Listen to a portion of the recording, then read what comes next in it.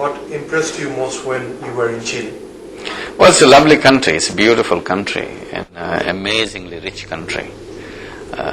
What particularly impressed me, but a lot of poverty also.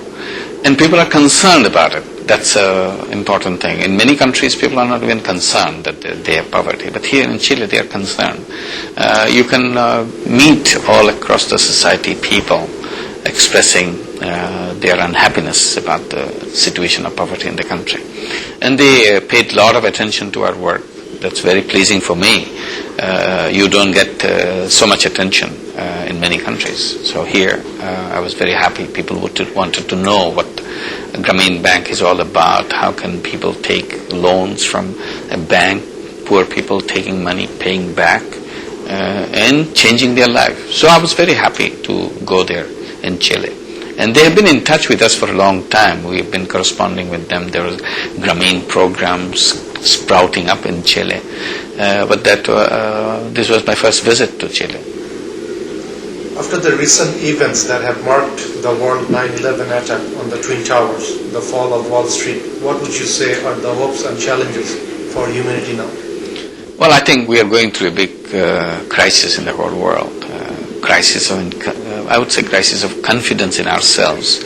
And we are trying to tackle this, the problem of terrorism by military actions. I don't think military actions can solve the problem of terrorism. More so, I would say that what really is the solution is the Millennium Development Goal. Achieving Millennium Development Goal will be a surer way to solve the problem of terrorism. Remove poverty in the world.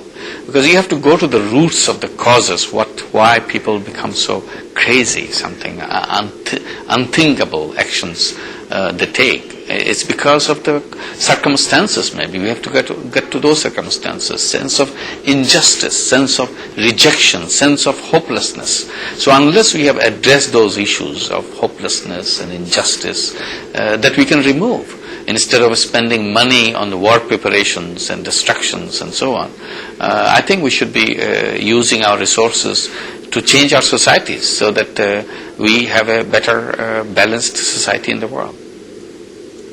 After you exposed your dreams last year in Chile, and this will be analyzed during the 5th anniversary of the Microcredit Summit in New York, how many people do you think have overcome extreme poverty thanks to the microcredit? Which are your future projections?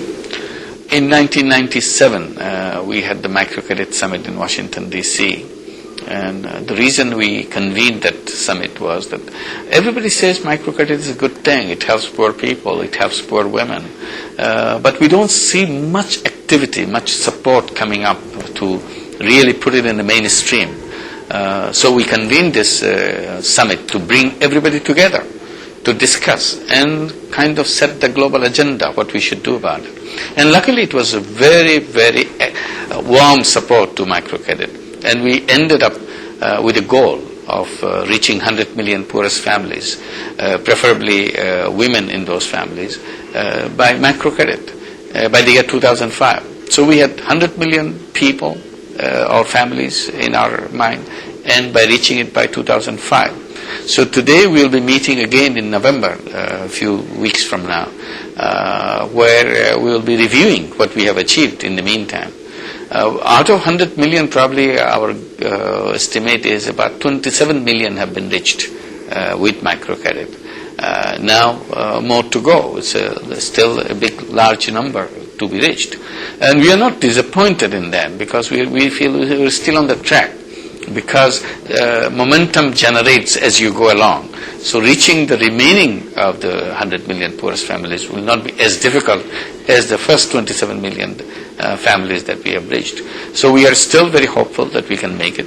And it's also coincides with the Millennium Development Goal of reaching 100 million, eliminating poverty by half by year 2015. So these two goals kind of support each other.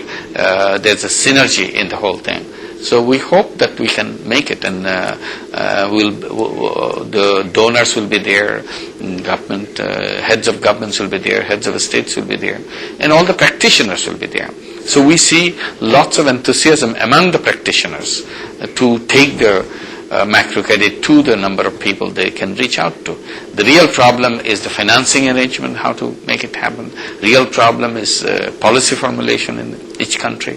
So that's what we are looking forward to. I'm very hopeful.